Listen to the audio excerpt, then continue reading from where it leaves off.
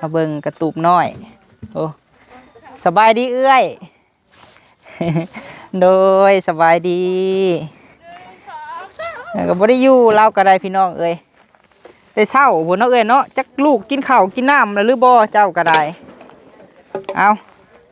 สำเร็จแล้วอยู่บนคักแล้วเอ้ยแล้วก็เก็บพี่น้องเอ้ยเนาะเก็บไม้เก็บตอกซอยกันแต่เช้าพุ่นแหละในกระตูบของเอ้ยน้อยเนาะนี่ก็สิได้นอนเฝ้าทานเลยพี่น้องเอ้ยฝนตกก็สิบ่ได้หัวแหละเพราะว่าเฮาก็บ่ได้ตอกแต่มันก็สิบ่มีหอยสังกะสีพี่น้องเอ้ย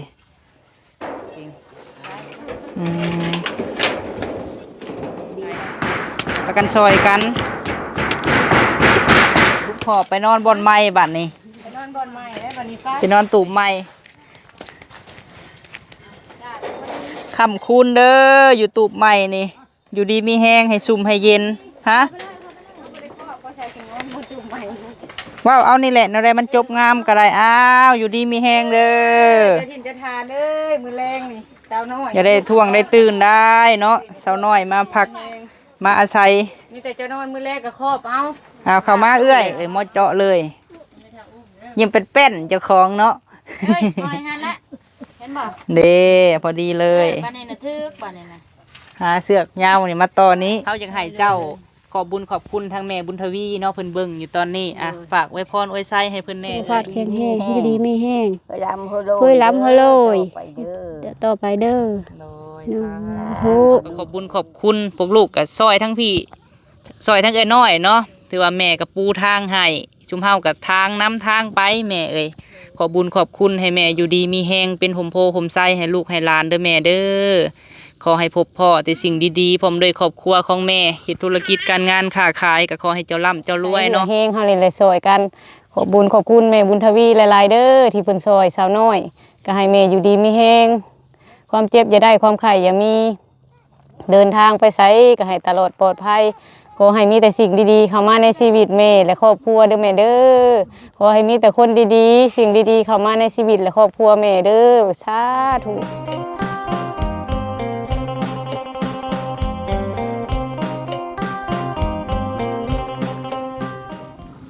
เอาพี่น้องเนาะกับทักทายสบายดีรอบค่ำๆพี่น้องเอ๋ยเนาะพบพ่อกับซุมเฮาคือเก่าพี่น้องเอ๋ยกับทีมงานสู่ชีวิตเนาะพี่น้องเนาะโดยทั้งพี่ก็อุ้มลูกผูกเต้าพี่น้องเอ๋ยโดยผู้ทั้งน้องเคยก็สบายดีเด้อบ่เก่งสบายดีเด้อโดยพักกันมาแต่เช้าพุ่นแหละพี่น้องเอ๋ยเนาะทางน้องสาวหันเอาไปตู้เมื่อเพราะว่าเพิ่นมาดินไหมพี่น้องเอ๋ยยังบ่ได้กินข้าวพี่น้องเนาะก็จะให้มันแล้วเนาะสาวแหลมโดยพี่น้องเอ้ยกะซอยๆทั้งสาวน้อยเพิ่นเนาะพี่น้องเนาะหลายท่านก็ถามมาพี่น้องเอ้ยก็บ่ได้เฮ็ดคลิปตอบเนาะน้องธงบ่ได้มาซอยบ่เอ้ยล่ะบ่ได้มาซอยบ่เพิ่นก็ว่าเนาะสาวแหลมก็อันนี้มันก็ขึ้นอยู่กับความพอใจไผลาวเนาะว่าเพิ่นสิซอยบ่หรือว่าจังใดเนาะเพราะว่าเฮาก็บ่ได้บอกพี่น้องเอ้ยเพราะว่าเห็นถ้าเฮาอยากซอยก็คือมาซอยเนาะโดยถ้าเพิ่นค่าเวียกก็บ่เป็นหยังพี่น้องเอ้ยโดยก็แล้วแต่ความพอใจว่าไผสิอยากซอยพี่น้องเอ้ยเพราะว่าเฮาก็ผู้ใหญ่เพิ่นก็ให้เฮาเฮ็ดซอยกันเนาะคนลาวคือกันก็ต้องซอยกันพี่น้องเอ้ยเพราะว่าที่ซอยเอ้ยน้อยก็เป็นแม่บุญทวีเนาะแม่ฮักอยู่ทางออสเตรเลียพุ่นแหละพี่น้องเอ้ยเอาถือว่าเป็นบุญกุศลที่ว่ายิ่งใหญ่เนาะพี่น้องเนาะซอยคนเฮานี่แหละพี่น้องไอ้คือเฮาเห็นนี่แหละนี่โหจักอยู่แนวใดกินแนวใดเนาะผู้น้อยๆนี่ก็ลิ้นเบิดมือลูกลาวก็ได้มุมแมวเบิดน่ะใครแต่บ่ได้ดื้อพี่น้องเจ้ากินยังลูกล่ะโธ่ไอ้เทวนอนเป็นไข่เนาะนี่แหละพี่มุมแมวเบิดแม่แล้วก็ปล่อยเบิดมือพี่น้องเอ้ยกินบักฮุงใหญ่ไวๆเด้อกินบักฮุงคือแม่กระดอสาวยังก่อนนี่ค่ะมุนทาแม่สื่อทุ่มมาลูกมุนทาโอ้โดยสบายดีไหมตู้สบายดีโดยได้จักรถแหละอันตัดไม้ค่ะ ปืนกระจูดบ่ เออ โอ้ เพิ่นกาเฮ็ดกอง คือไวแท้ บ่ได้ไวแล้วได้มือรถวันเนี่ยบ่ได้ส่ง โอ้ เมื่อยแล้วก็มา โดย เอาพี่น้องเอ้ยมาเบิ่งกระตูบน้อยโอ้สบายดีเอื้อย โดยสบายดีก็บ่ได้อยู่เราก็ได้พี่น้องเอ้ยแต่เช้าพุ่นเนาะเอ้ยเนาะจักลูกกินข้าวกินน้ำแล้วหรือบ่เจ้าก็ได้เอาสำเร็จแล้วพี่น้องเอ้ยยังแต่ประตูเอาไว้น้องเคยเพิ่นบ่ได้ไปไสจังสิมาใส่ให้เด้อเอ้ยเด้อเพราะว่าไม่มัดเบิดพี่น้องเอ้ยเฮาซื้อ2มัดเนาะเก็บป้อนข้าวลูกแล้วบ่แต่เช้าบ่คือบ่ได้เห็นกินข้าวกินน้ำ ก่อนแล้ว โดยอ้าววันนี้ก็สิได้อยู่บนคักแหละเอ้ยแล้วก็เก็บพี่น้องเอ้ยเนาะเก็บไม้เก็บตอกซอยกันแต่เช้าพุ่นแหละใครแต่ว่าเพิ่นอยู่เนาะลูกก็เอ้ยตะกี้เล่าไข่พี่น้องเอ้ยมาถ่ายเราใหม่ๆแหละเล่าไข่เราบ่อยู่พอดีเลยเรียบร้อยพี่น้องเอ้ยอันนี้หันบริตอกสังอันตะปูจักดอกเนาะเอ้ยเนาะสังกะสีนี่แอมเอาหน่อยระวังบาดตีนลูกได้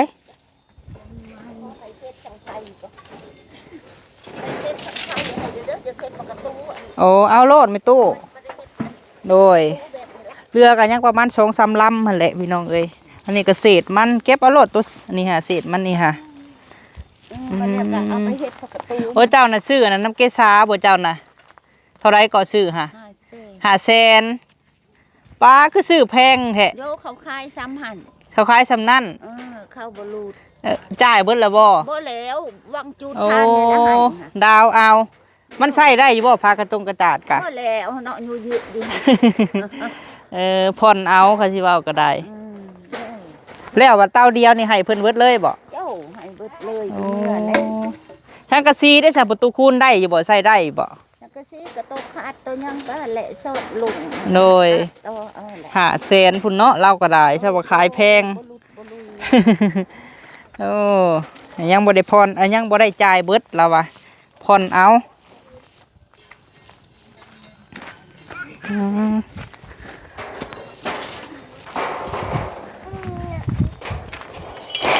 น้องเคยเพิ่นแปลงอันนี้เห็ดเราอยู่ชั่วคราวเดี๋ยวเบิ่งทางในก่อนเนาะเอาพี่น้องเอ้ยเข้ามาเบิ่งทางในนี่แมันด้านในกระตูบของเอ้ยน้อยเนาะนี่ก็สิได้นอนเฝ้าทานแหละพี่น้องเอ้ยฝนตกก็สิบ่ได้หัวแหละเพราะว่าเฮาก็บ่ได้ตอกแต่มันก็สิบ่มีห้อยสังกะสีพี่น้องเอ้ยจบงามแหละเนาะนี่อันนี้ก็เอาไว้ข้าวน้ำซ้ำปลาพี่น้องเอ้ยทงเครื่องของอันนี้ก็เอาไว้บ่นอนแล้วในช่วงที่ว่าอันฝนบ่ตกเราก็ดังอยู่นอกไปเนาะ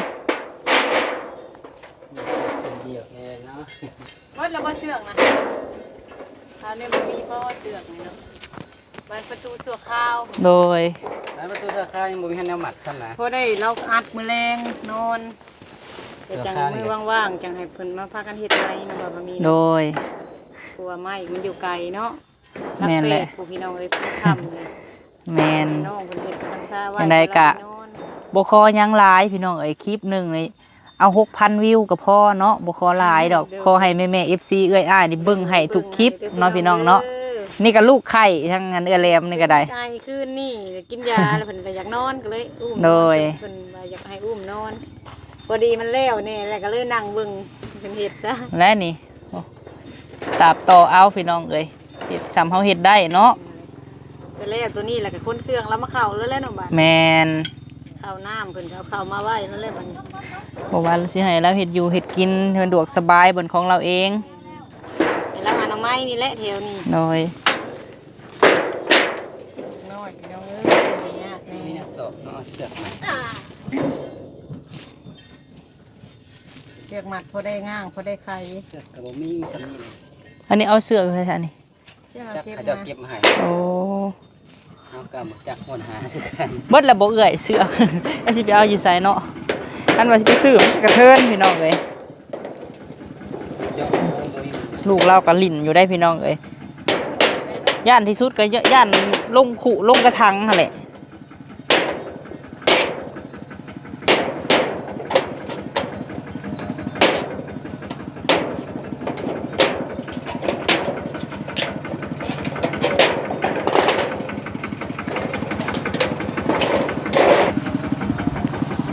รถไทยไปโอ้เอาประตูคูณไปตัดไม้ระวังสุดก็คือย่านเพิ่นลงกระทังเด้อเอ้ยเด้อยังน้อยอยู่พี่น้องเอ้ย สบายแต่บ่หาย สบายที่สุดก็คือบ่ให้ถ้าบ่เป็นไข่ มีน้ำไผก็อยู่ได้เบิดโอ้ยน้อยเอ้ย จะเอ ถามเห็นเนาะ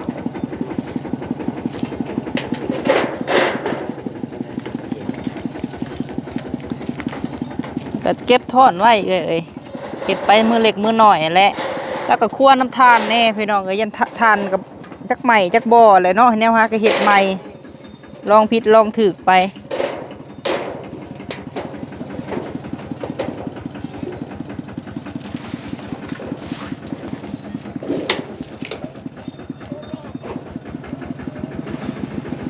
ใช่ไหมมาตะกี้ไล่งานสวยงามใส่ไม่ได้กินเป็นตลาดเอ้าหนักเพราะมัน ได้บ่บ่เก่งอืม ดีบ่ มัดชั่วข้าว บ่แล้วเอาอันคันได้อันตีโหลดนะเอาตีโหลด โนมี เพิ่นเจ้าบ่มีบ่ต้องถูกกันนะบ่ แจ้เขาเอามาแต่เฮือนดอกบ่เลยให้ละตีมาเฮ็ดให้เพิ่นกับพัวเพิ่น ตีโหลดะนะ มาเฮ็ดให้ แล้วก็มาอัน อันนี้ พอได้ง่ายได้ เลยอันนี้นอนชั่วข้าวก่อนเด้อน้อยเด้อ ต้องไม้ทั้งลูกงามเด้งามเด้ลมบ่ขาวแล้ว ตัดอีกบ่ต่อไม้นี่ป้าเอ้ยมาดึงกับข่อยรู้เจ้าค่ะ ก็ได้แหละเลยฮะมาตัดแล้วมันสูงเด้อโต เบิ่งนะบ่าวสิเอาตั้งกล้องก่อนลูกเออป้าจะมาดึงกับข่อย เห็น เอาเขาตีไหมครับ เจ้าก็อันพุดลงจะก่อนได้เลย ใส่เสียมอยู่ใส่เอ้ยไม่มีมะคุดตัวนี้กายเสียมเลยเอ้ยข่อย เป็นอะไรเห็วกินยาอะไรหลังจากนั้น ตะปูนี่เก็บเอาหน่อย ถ้าดอกมันจะไม่มีเพราะว่าเอาผ้าพันนะก็ได้พันยำลงจะหน่อยนะประตูก็ได้กันเลย ใส่ผ้าดิ นี่ บ่เข่าตัวนี้ฮะ มีลงข้างเนาะเป็นข้าวพันเลยค่ะ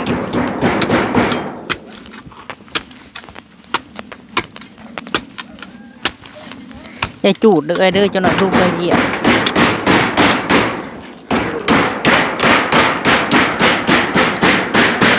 ผ้าใหญ่เอ้ยอยู่นี่เนาะ พันลงแบบนี้นะ มาหาสิพันโอ้มดอกแล้ว เอาไปดังไฟออยไฟก็ได้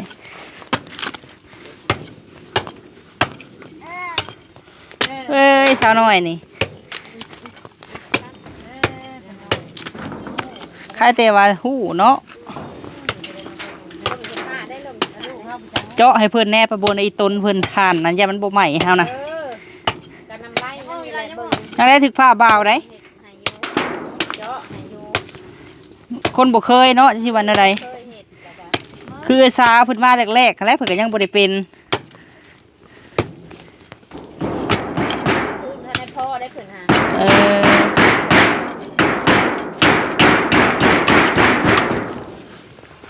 เราก็ยังมีน้ำใจมาซอยพี่น้องเอ้ยสาก็ได้ประกันซอยกัน อยู่น้ำไผ่ก็อยู่ดอกนะ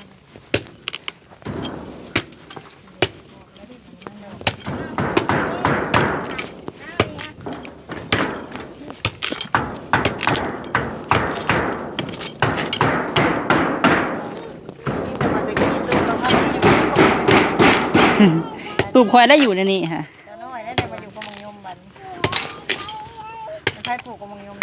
นี่แล้ว หวานไว้หั่นนะ เพราะว่าวีปลูกไปจนใหญ่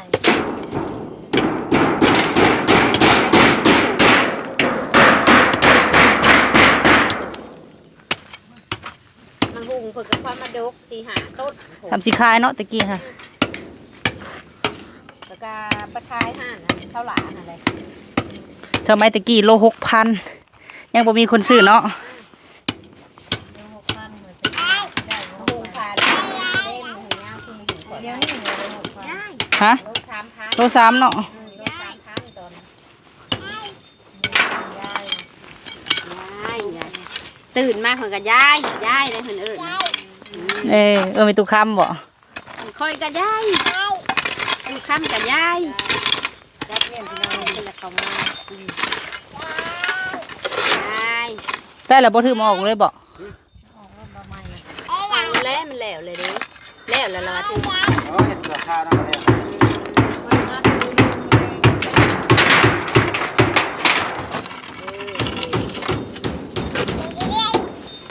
ใส่อันย่างโหลดแล้วก็มาตีใส่บาทนี้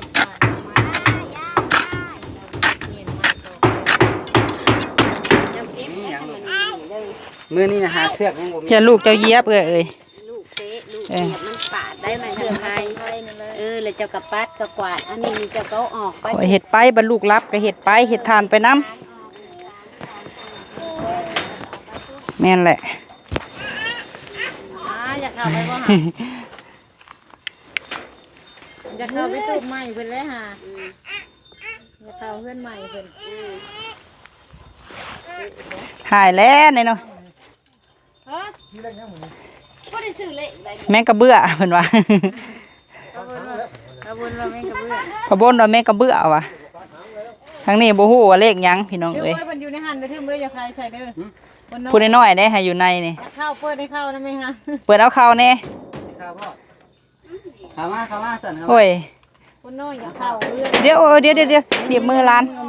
เอามาพี่ให้พี่ลูกเอ้ยหูจักความแท้นี่อย่าเข้าตูบแล้วผู้น้อยนี่ไปเข้าไป เอาเข้าไปนะแม่ฮะ ตูบเจ้าแล้วนี่ฮะเข้าไปล่ะ เอาไปนะแม่ เข้าไปบัดนี้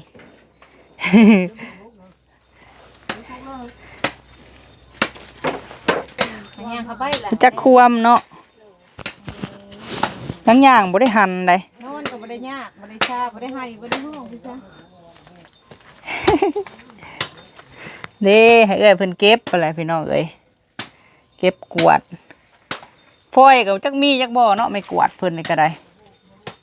บ่ได้มีซ้ำบ่จักน้องเก่งเนาะบ่มีซ้ำบ่จักเลย ได้อีบ่บ่เก่ง ประตูแตง มันมีหลอกเลือกเนี่ยคนก่อน ไปเนาะเดี๋ยวเขาจะไปคนข่าวของเรามาก่อนพี่น้องเอ้ย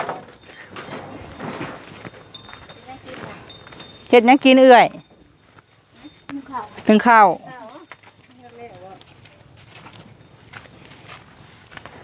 ฮุบข่าวของเพิ่นมาก่อนเนาะโดย เอาไปได้น้ำมนต์เบิ่งอากาศไปก่อนเด้อ อันนี้ก็ของลาวแล้วนี่เนาะเอื้อยเนาะที่น้องซื้อมาให้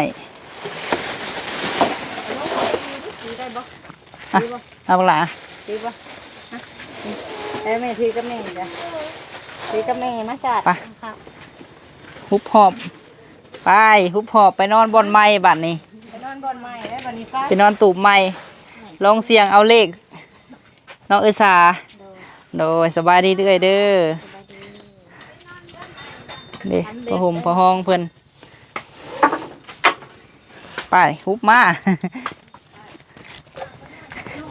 ฮุบหอบครัวน้อยพี่น้องเอ้ยต้องเอาสาดปูก่อนเนาะเอ้ยเนาะ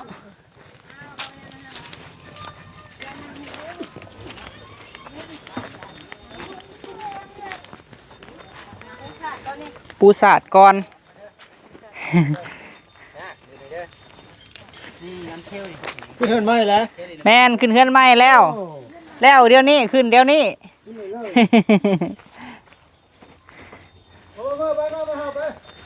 งัวลายควายลายแท้พะเฒ่ายังนี่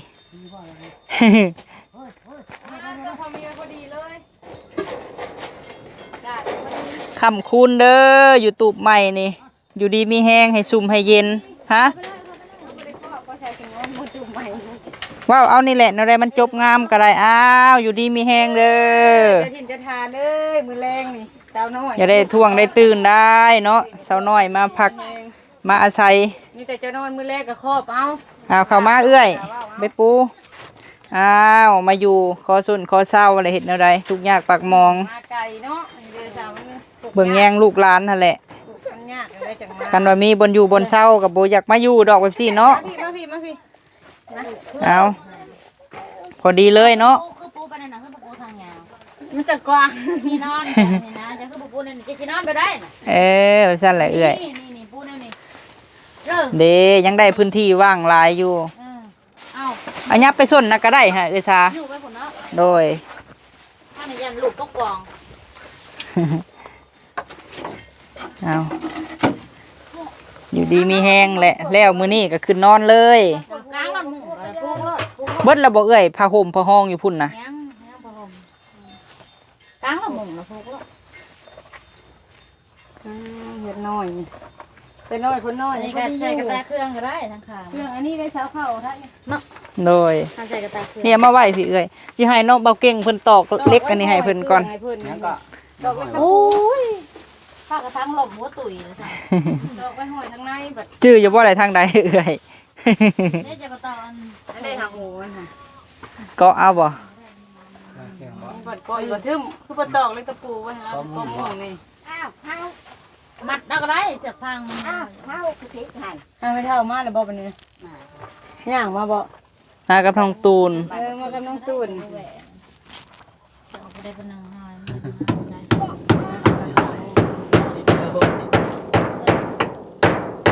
หอย ให้เบาเก่งเพิ่น หอยยังเลยจะหอยหมอหอย เด้ไม่เท่าเดี๋ยวแล้วมาขึ้นเฮือนใหม่ สบายดีแม่ตู้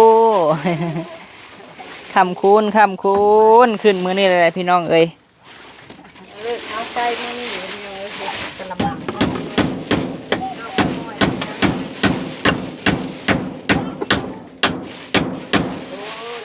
ดอกแล้วก็หอยเลย กลางโมงแล้ว สีหอยเลย ห้อยเลย นั่งไม่เท่านั่งนอนเลย แย่ที่ก็มี ต่ออีกมันหมดแล้ว เอาข้อป่ะ ติดข้าวติดน้ำอ้าว เราติดน้ำอีกก็ ข้างๆบนนอนก็ยังได้ไว้เกลืองอยู่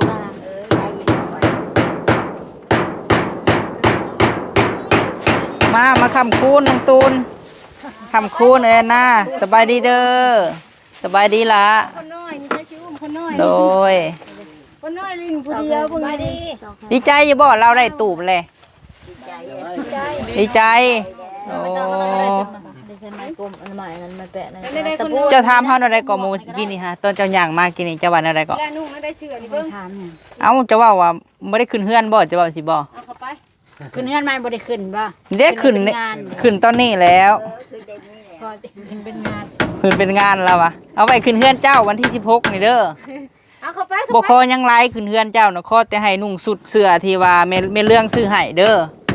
แล้วก็ใส่โบมัดผม คนน้อยสิ อะไรจังหาเสื้อผ้าใส่กลมน้อยกี่ใบกลางบทึกแล้วกลางหมงกลางทางยาว มีเสื้อบ่ กลางบทึกแล้วเปลี่ยนไหมบทึก มาถึงว่า เดี๋ยวต้องเอาทางนั้นขึ้นเทิง แม่นเอาตัวนี้ขึ้นเทิงเอื้อยโดนมาพี่น้องสิจับให้เอาตัวนามาบัดนี้ ใหญ่ตัวนั้นใหญ่ อย่าตัวนามาเอื้อยเดี๋ยวจะให้น้องเก่งเพิ่นอัน ทางนี้ผูกทางหลังเดี๋ยวพี่ มาพี่เอื้อย ผูกทางหลังเดี๋ยว มาพี่มาทางนี้ไปพี่บ่ เอาเตาหมุงเตา เต่า อ้าวตั้งชาโดยอันนี้เท้าอุ้มวันนั้นเป็น เอื้อซาไปดู อุ้มเอาในคุกเขาได้ โดย จับได้ไหมปล่อย จับไปเอื้อยแบบซี่แหละ ไม่เท่าอุ้มเลยล่ะมัดละมัดละ บาดปูเดี๋ยวให้บ่เก่งเพิ่นตอกให้ตอกตะปูให้ก็ได้เอื้อย เด้พ พั อ ด ดี ลวดเท่านั้น เด้ เป็นบ่ลวดนะส่วนลวดข้างๆกัน พอดีกับอันนั้นเนาะกระตาเครื่องของพอดีเลยเอ้ยมอเจาะเลยยิ้มเป็นเป็นเจ้าของเนาะ เฮ้ยน้อยหันละเห็นบ่ เด้พอดีเลย ปานนี้น่ะทึกปานนี้น่ะ หาเสือกยาวนี่มาต่อนี้กว้างเลยเด้นี่เนาะ กว้างแล้ว คัก ยาวอยู่เด้นี่ก็ทุกออก โดยเอา ข้างก็ไว้เครื่องนี่เนาะ มากระเป๋าขอจะถิ่มหดกระเป๋าบัน ทั้งทำได้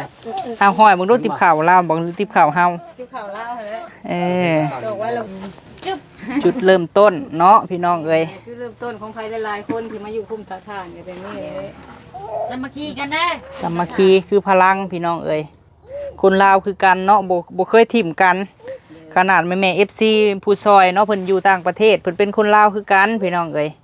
แต่เพิ่นใจบุญสุนทานเนาะเพิ่นสดซอย ใครมาอยู่คุมสาธาร โดย ต้นก็สิประมาณนี้แหละพี่น้องเอ้ยนี่ใครได้มึงเนี่ยสุดมันอยู่บนนอนก็ได้ ยังมีครบเนาะ นี่นั่นเลย อันนี้ก็บนโปงเครื่องของ เอาเลย มานอนเอาเลขเด้อโอ้เอ้ยซาแล้วก็แปลงบนอยู่บนนอนให้ นี่แค่คนน้อยนี่เลยพี่น้องนี่เว้าอยู่เวงๆนะ พันเด็ดเด้อแดงเด้อนั่งเตี้ยเอ้ยพันเด็ดนั่งเตี้ย เอาบางที อุ้มประห่มมาแล้วพี่น้องเอ้ย จืดจะดื้อขู่ ตื่นแต่ดึกแต่เช้ามีแต่เฮาบ่ได้ซื้อฟอยล์มาให้เราเนาะ อื่นน้ำหลัง ได้แห่บ่เก่งย่อกระสอบข้าวนี่ได้อย่าบ่ถึง หามเนาะ หามก็ได้ปะได้บ่มาเฮ็ดนักแท้ ใช่ตั้งไว้ทางพุ่นก็ได้ก็จะเผาเนาะหรือว่าไว้นี่บ่ ไอ้นี่แล้วนี่แต่ว่าทางเรายังคืนไว้เครื่อง ขึ้นเพียงเราก็ขึ้นนี่ก็ได้บ่ได้ขึ้น หน่อย ได้นะ ได้บ่อ้าวมีเข่าเพิ่นว่าคำคูณแล้วก็ขึ้นเลย ขึ้นนอนมื้อนี้เลยเนาะอยู่ดีมีแฮง ทำคูณเด้อ เข่าก็เต็มกระสอบพูมาคนมาเออ พิมพ์สิพาโลด โอ้แตกเลยตบ สาวนี่หรอ เดินหน้ามันก็มาคน เออมือคำมือคูณ พอดีละเออ ครบชุดเนาะบนอยู่บนนอนกับเหมาะเจาะโลดอ้าวมือแต่บนหอยบาทนี่ว้า มีแต่บ ว อลหอย โอ้ยกว่างทางอลี มาเข้ามานั่ง บันดี ไว้โลดนี่ ใส่ได้เฮือนใหม่ใส่หญ้างามแล้วก็งามหมดทุกสิ่งทุกอย่างแล้วก็นี่คนอยู่ดีมีแหงเด้อเจ็บแข้งเจ็บขาก็ให้ทุกให้ถอด โดย ให้เข้าจะเจ็บแข้งเจ็บขาก็ได้ แต่มือเล่งหันแลนอนกันแล้วนึกเงาหันแลนอน โดยบอกในอยเด้อเอ้ยเด้อคันฟันดีฟันเด็ดก็ได้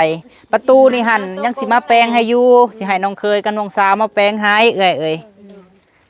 และ เบิ่งดูน้องอัดมึง เอาเจ้าอัดคอยลองไว้เบิ่งดูหาอัดคอยเบิ่งดูเด้นี่น้องเก่งเพิ่นก็เฮ็ดให้เลย เตาเลยกระปูหรือว่าบอลบอก เด้อัดไว้สิแล้วนี่ มันบอกคือเสื้อดึงมันก็บอกออกแล้ว ลอกไว้สิแล้วนี่ ใครออกนะบ่ เผื่อใครก็หูเหมือนแล้วเนาะ เอา ใกล้ๆกันอยู่เนาะ แล้วพี่น้องเอ้ยเอาได้ใครกันออกได้บาดนี่ ใครออก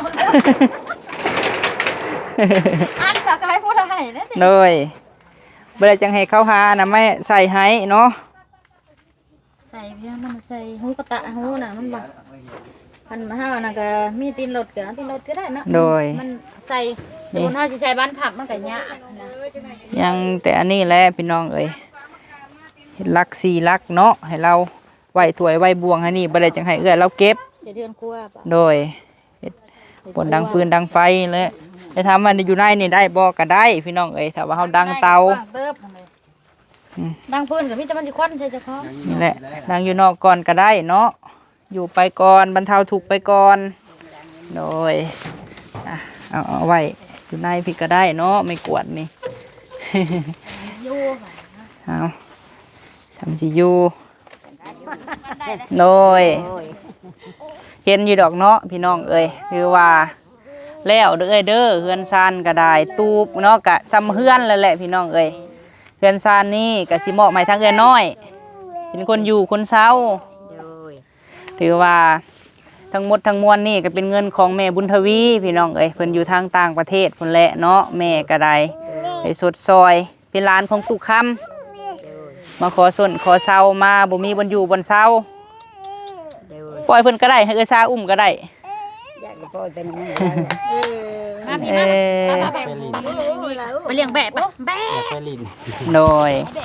ในถามความรู้สึกเอ้ยเป็นแนวใดความรู้สึกได้บนอยู่บนเซาแล้ว ดีใจ ดีใจ เคยคิดเคยฝันอยู่บ่ว่าสิมีผู้ใหญ่ซอยมาแบบซี่ ไม่ได้เคย บ่เคย โดย อ๋อตื่นเต้นบอกหยังบ่ถูกพี่น้องเอ้ยนอนรับฝันดีมื้อแรงค่ะว่าบอกเลขบอกหยังค่ะมีผู้มีแนวมาบอกเลขก็บอกกันให้เด้อ โดย โดยเฮาอยากให้เจ้าขอบบุญขอบคุณทางแม่บุญทวีเนาะเพิ่นเบิ่งอยู่ตอนนี้อ่ะฝากไว้พรไว้ไส้ให้เพิ่นแน่เอ้ยโดยเว้าออกจากใจเนาะว่าเอ้ยสิขอบคุณว่าเนื้อใดให้แม่เพิ่นหั้นนะโดยขอบคุณขอบคุณความเจ็บจะได้ความใครยามีดุลครับจนจะดีไม่แห้ง โดย ใครยิบไม่ได้ใครยัน เจ็บจะได้ใครยามีสุขภาพแข็งแรงจะดีไม่แห้ง เวลาโฮโล คุยล้ำเฮโลย ไปเด้อ เดี๋ยวต่อไปเด้อ โดย โอ้ นี่ก็ดีใจเบิ่งกันน้ำกันเด้ออยู่ ข กั อ บบ บุญ ขอบคุณหลายๆเด้อเนาะเอ้ยก็เว้าบ่เก่งพี่น้องเอ้ยก็บ่เป็นหยังดอกเอ้ยเนาะแล้วแต่ว่าสิเว้าจังใดก็อยู่ดีมีแฮงก็ดีที่สุดเนาะทางบ่าวพะมีก็ต้องขอกราบขอบคุณเนาะทางแม่บุญทวีเด้อแม่เอ้ยที่ว่าได้ให้ไว้วางใจพวกลูกเนาะแล้วก็แหลมน้อยแน่คำเก่งลาตีพามีผู้วงวันทองแล้วก็ทุกๆคนเอ้ยสาปะบนมาซอยกันเนาะก็ขอบคุณหลายๆแม่เอ้ยที่ว่าไว้วางใจพวกลูกเป็นสะพานบุญให้แม่ก็ซอยพวกลูกมาเนาะก็ขอบคุณพวกลูกก็ซอยทั้งพี่ซอยทั้งเอ้ยน้อยเนาะถือว่าแม่ก็ปูทางให้ชุมเฮากับทางน้ำทางไปแม่เอ้ย